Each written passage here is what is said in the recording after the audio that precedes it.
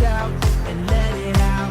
We saying oh, we oh, we oh, we oh. We saying oh, we oh, we oh, we oh. I wanna scream and shout and let it out. 0-2 pitch. This one put right past the third baseman Harris. It's another single for Tyler Hollick. Bases clearing, 2 RBI triple for Sam Everly, and the Volcanoes tack on another 2 runs. They lead it 4-1. Kicking the delivery from Kurak. There's the curveball, and that was an extremely late swing. He was fooled all the way.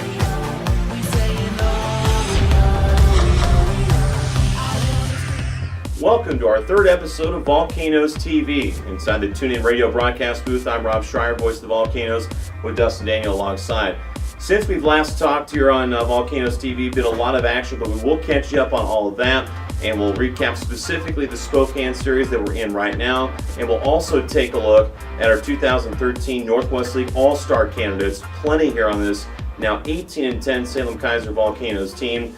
But to recap and rewind a little bit, the last time we talked to you, it was the end of that Vancouver series. The Volcanoes lost that series 2-3, but after that, a big road stretch for Salem-Keizer. They took 3 on the road down at PK Park, the first sweep at Eugene since September 2009, and then the first 3 games the Volcanoes played at Hillsborough Ballpark, another 3 road sweep for the Volcanoes. So they took the 6-game road trip in order to close June.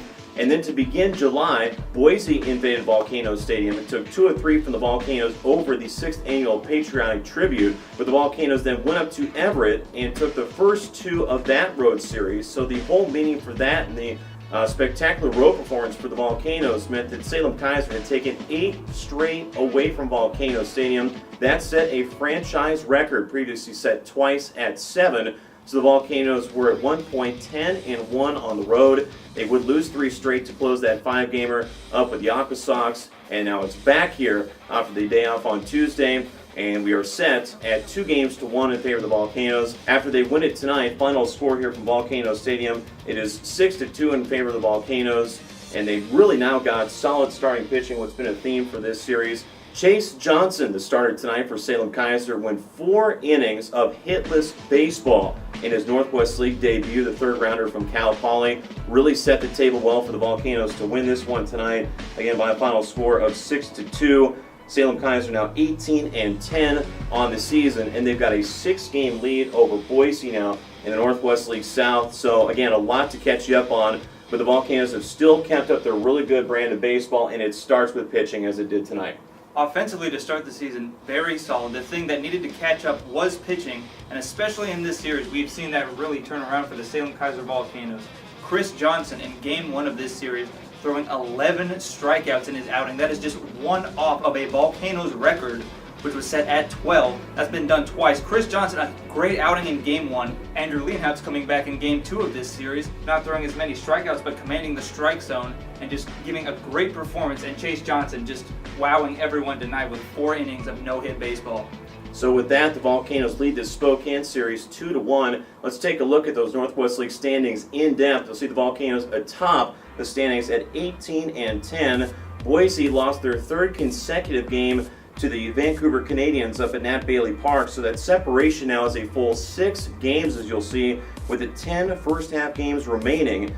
Eugene and Hillsborough both below the Volcanoes after that. The North race is tightening meanwhile, so Spokane will have motivation to win a couple more games here at Volcanoes Stadium. But the good news for the Volcanoes is, again, 6-game lead, 10 games left in the first half. They've also got a couple of the tiebreakers going their way as well. So the Volcanoes, again, you take care of business here at Volcanoes Stadium. The next 3 games is also at home against Eugene. And with that in mind, the Volcanoes actually have a favorable schedule to close this first half. And if they do and win the first half, they'll be playoff bound for the first time since 2009. Looking forward at the schedules for both the Volcanoes and the Boise Hawks. The Volcanoes, 8 of their next 10 games against opponents with records below 500. The Boise Hawks, they've got a 5-game series coming up against the Everett Aqua Sox, currently the best team in the Northwest League. Things are looking very good for a playoff berth for the Salem-Keizer Volcanoes. And of course, now we'll look at the 2013 Northwest League All-Star candidates for the Salem-Keizer Volcanoes. You can vote for the Volcanoes using the link www.volcanosbaseball.com. /ASG for All-Star Game. It's the first Northwest League All-Star Game since 2004, and there are many candidates, but we started with the pitching. That's where we'll begin. Right-hander Chris Johnson, 11 strikeouts in his first game of the Spokane series on Wednesday. The number I look at that just pops off the stat sheet is 36 strikeouts compared to just 3 walks. He's been lights out, and really he is the front line of this rotation for a reason, and he's our first candidate, also at 2-2 with a sub-2.5 ERA.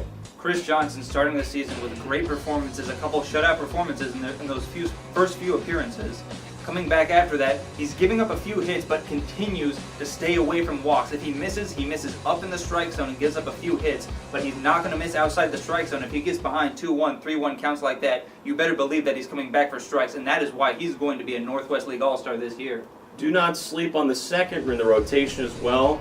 Lefty Drew Leanhouse is now an undefeated 4-0 in the season. He's won each of his last 4 starts, and in that, he's gone 5 full innings, allowed fewer than 4 hits, 1 or 0 earned runs, and had a season-high 6 strikeouts a day ago against the Indians.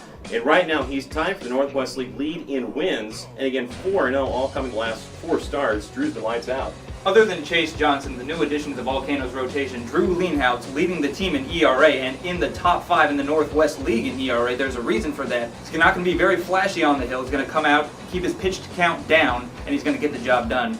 Now, as we look on the offensive end, the Volcanoes have numerous candidates, but is of course headlined by the third baseman, Sam Eberle, who has just been absolutely tattooing the baseball this season. He did not play in tonight's ball game, but through 25 games for Sam Eberle, a .309 batting average, 21 runs scored, 9 doubles, 3 triples, 5 home runs, 20 RBI, and an on-base percentage of .405. He is slugging .628, and that OPS above 1,000. Sam Eberle, just a classic backspin double drive hitter. And he's been one of the best Volcanoes bats, and by all estimations, probably the best hitter in this league right now. Already in this young season, Sam Eberle with an 8-game hitting streak as well as the 7-game hitting streak, and continuing to reach safely game after game. So while other players have been a little bit streaky, gotten hot, gotten cold, Sam Eberle has been the face of consistency, continuing to get on base, hit for power, and lead this Volcanoes offense.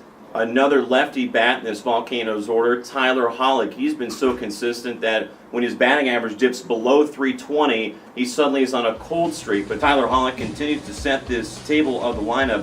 Hollick now entering play tonight, .320 average with 20 runs scored. He's got 4 doubles, his first over-the-fence home run of his pro career this season at Volcanoes Stadium, 11 RBI, and a team-high 10 steals. And the dynamic thing about Hollick is that it's really not with the power. The power has come this year, but he's been so consistent in the leadoff spot in this really powerful Volcanoes order. Tyler Hollick, starting the year, was leading the Northwest League for a very long time in batting average, falling back to .320 now. He's in the middle of the pack of that top 10, but continuing to get on base. He's got such speed, and as we've seen, he's still able to hit for a little bit of power. He's got a home run already on the year, but expect this guy to be on this All-Star team as he combines that power and that speed to make for a very, very potent offense. A couple of other guys that deserve some shout-outs. Second baseman Ryan Jones, currently leading this team in average at .450, and he's got a little bit of an injury shelf in this season. Was out for about a week and a half with a foot injury, but you take that out, he's been one of the better hitters in this lineup, and with the clutch hits too, winning a couple games on that 6-game road trip to end June. But it is up to you, fans. You can make the decision about who is in the 2013 Northwest League All-Star Game. Again, that is August 5th through the 7th. The All-Star Game coming on the 6th. But you can log on to volcanosbaseball.com/ASG, and you can cast your ballot. You can vote more than one time, and you will decide who will be in this All-Star Game. So we encourage you, of course, to vote Volcanoes. But vote for who you want to. We just wanted to preview a couple of the outstanding Volcanoes who had done it here in 2013. Looking ahead, we'll have another episode of Volcanoes TV at the end of the Spokane series on Sunday, and again at the close of the Eugene series on Wednesday before the Volcanoes wrap up the first half with Tri-City in Pasco, Washington. For Dustin Daniel, I'm voice of the Volcanoes, Rob Schreier, and for Josh Hauser behind the camera, this is Volcanoes TV. Just one more I don't know. I don't know.